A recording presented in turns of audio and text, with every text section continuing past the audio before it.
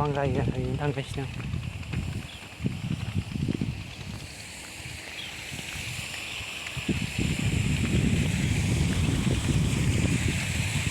जाबा मोननै गिदिं मा जालायखो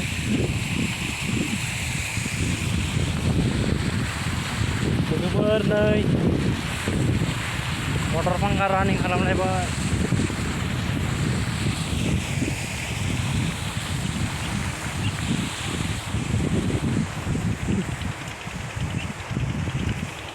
नायदो नोंथांमोन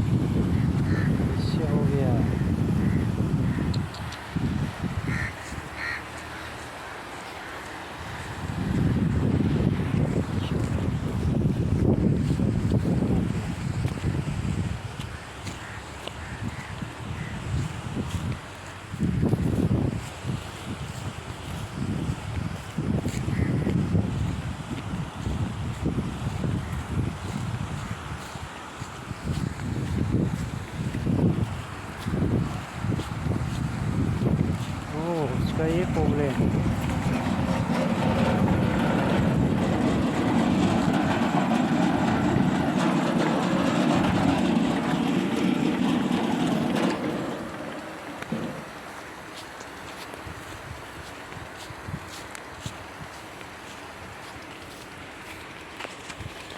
Panggilannya moनसे बायना दं मा जाबावनोसैलै नै मोनसेयाबो माबा लागायनांगौ गेन बैयाव नट टाइट मारिनांगौ ओमफ्राय आरो नै बे फांखायाबो एकदम नैबे दिरुङाव मेरायजोबना दं जारला जाबाय दा नावजोंसो थांनांसिगोन आङो बे फांखाया एकदम मेरायजोब्बाय माने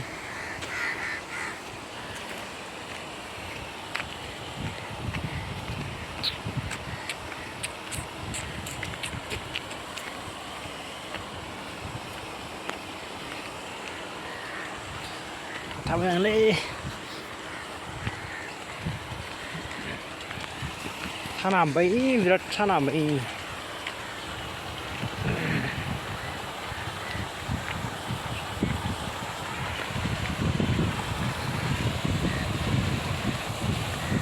साना हाबांदो बिराद गोबावदो हाबो जोंनाव 7टायावसो हाबो 7टायाव ग्रोब 7 साराय 7टायाव ग्रोब खोमसियो आरो दा खोमसिथ'वाखै बारा थाब खोमसिया इयाव आसामावबा थाब खोमसियोना लोगोफोर मालिकनाव नै मैसो दं न'आव मैसो न'फोरा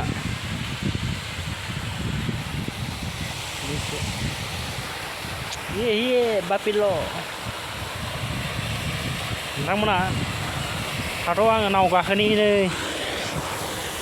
नाव कारेन्ट गैला लोगोफोर जानायालाय जाबाय बहुद गिदिर फख्रि नायनोबा नै रोमै रोमै नुहुरजोबो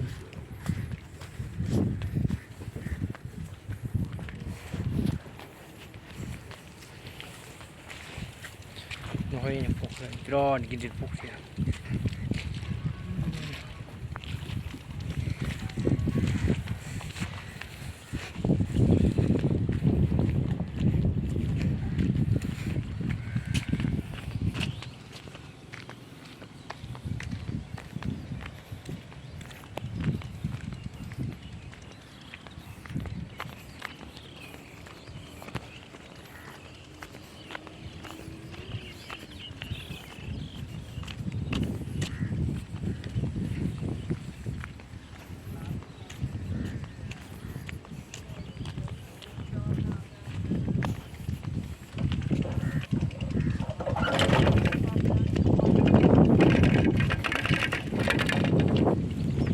जानोसै आं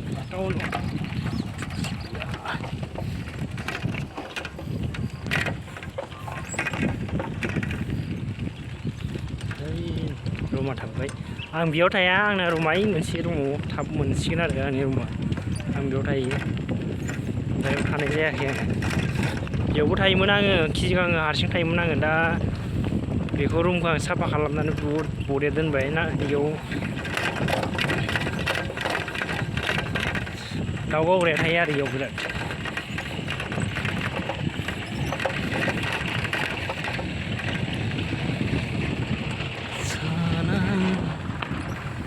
हाथाय गोजोन आरो हाथाय गोजोन बिराद गोजोन जाबाय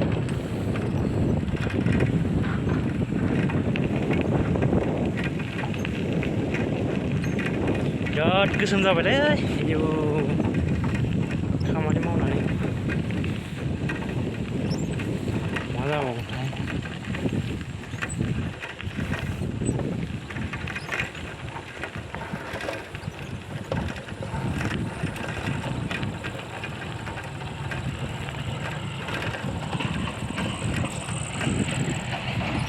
कारेन्ट ना गैया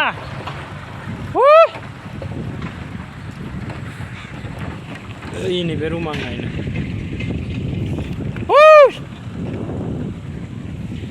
खोनागोना खोनायाखै ओइ कारेन्ट गैया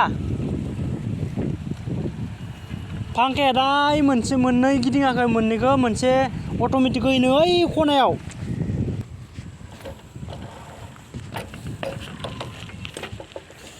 दैबां मोनगोन ना मोना दा दै लानो नागिरदों आङो